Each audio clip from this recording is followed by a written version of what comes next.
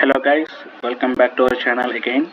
As in the previous video, I taught you about how to use the feature scripts, how to import them, and how to use the train generator, and how to bring this case and how to use in your project simply.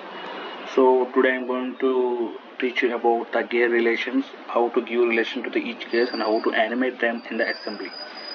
uh, I think for this step only I had taught you. From this onwards, I will teach you how it works.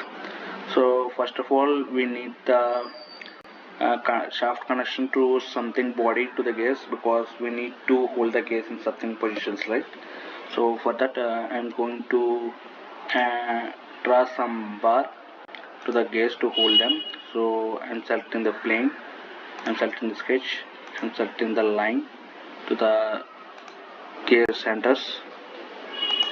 See, here C here not integrated. For this, click on the points and integrate coincident with them. Yep, now it's coincident.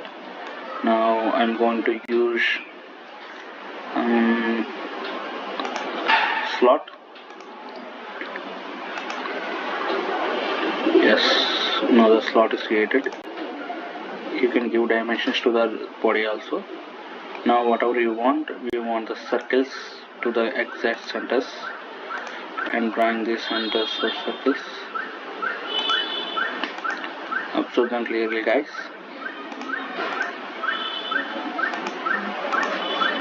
Now coincide the circles to the gear holes using the gear tool.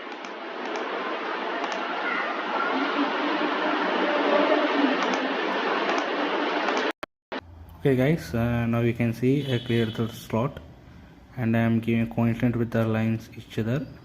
Now the sketch is done and I am going to extrude the sketch. Like see, I am covering the holes also, because we need body right to hold the gears in the particular with the shaft. So I am extruding to 0.5 in this reverse direction. Click on green mark. Okay, now we need to draw the shaft holder side. So I am selecting the sketches again. Clearly you can see how I am selecting the sketches. This one, and I'm going to make transparent this, and click on this, and one is, and this one. Now you can see the shafts are coming, but they are coming total like a new bodies, right? You can see how it's coming new bodies. You can do boolean operation also, guys, but here I will show you a simple trick. We don't need to add the separate feature for this boolean. For this you need to click on add, and you can see here you will match scope. With which part you want to match, they will match with the particular body. Like see, I am going to select, you can see the merge all, it means it match with all the bodies, even with the gears also. So if we do that, we can't move the gears and it all becomes like a single part. See, they become all like a single part. So I am removing the restrict option. This is not able to match because of this correction. You can see the red mark, and I am merging with the gray body. See, I am going to select the gray body. See, now the new bodies are merged with the only gray body and not merged with the gears. So like this we can do in a single feature without using the extra feature like balloon, simply. Now we got the gears, we got the body. We need to animate this. Before that, I'm doing just a simple operation, that is these are the two bodies, right? I'm going to use balloon and match with them. Yes, okay, I matched this, and I'm there again the balloon, this one, done. So the merging operation is done, guys. We got totally 4 gears, 1 2 3 4. Now let's go to the assembly, click on plus button, create assembly.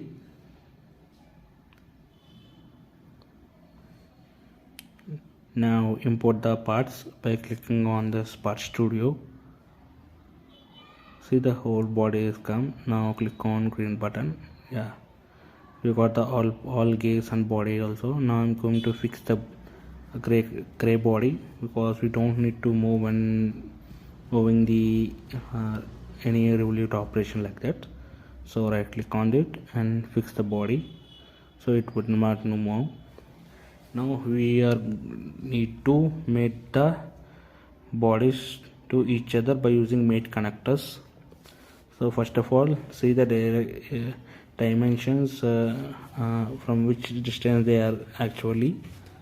So for that I'm calculating this for mating. I use revolute mate to mate because we need to revolute the gears, right? So like that, and set the mates of gear and the holder also, and you already see the 0.2 distance. I'm giving negative distance because to move the opposite direction. Like this way we need to give revolute mate to the every gears because every gear we need to rotate, right? So I'm giving offset like this. I'm giving to all.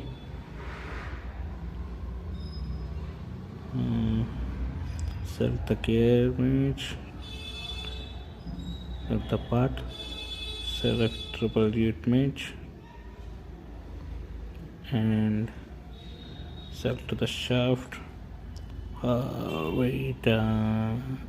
Yeah, now distance is done.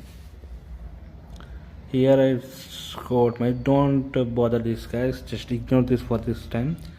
It's the shaft has become big, that's the difference. You can do your own design, but just for present now I'm going to teach you how the integration is works in the assembly about gear relation. Okay, okay, the mate, okay, which I forgot to text the distance, and it is yeah, and select the revolute mate, select the bodies, select the maze, and give the offset distance. Okay, done. Now click on green. So finally we give the revolute mesh to each other of the all gears.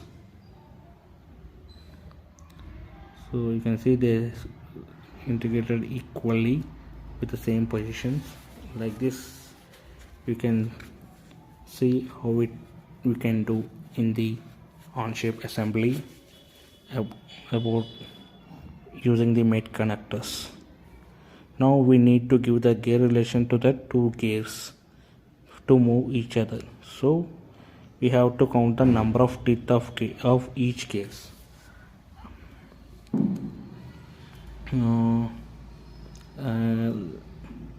Each gear has a different number of teeth, as I am going to tell you about in the future video how to give gear relation to the bodies. I'm counting the teeth. Let's see, 1 2 3 4 3. Like this we need to count.